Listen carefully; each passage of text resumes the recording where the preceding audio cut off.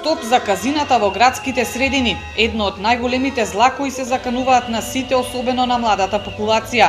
Оваа порака беше упатена на денешниот протест на Тетовскиот плоштад, организиран од движењето против казина. Оттаму порачаа дека нема да се откажат додека не се промени законот за игри на среќа, со кој бараат да се ограничи отворањето на ваков тип објекти на најмалку 3 километри од градот.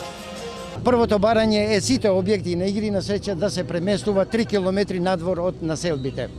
Второ, од добивка на бизниси и на игри на среќа да се дели 5% и да им се помогне на лицата во реабилитација од коцкање. Трето е развивање на национална стратегија за образование за социјална штета која го предизвикува коцкањето.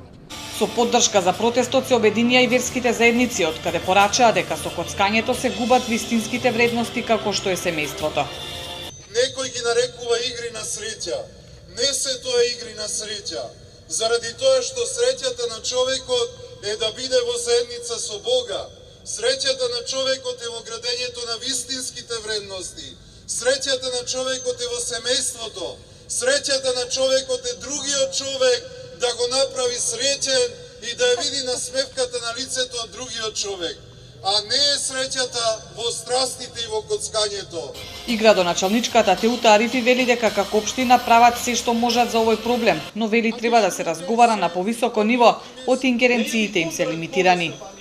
Сметам дека апсолутно овие се каузи кои се повеќе ќе дојдат во нашиот живот, сметам после јануари, така да треба политичките партии со голема сериозност да ги третираат. Се работи значи за нашите градови, се работи за нашите деца и се работи за нешто што велам уште еднаш.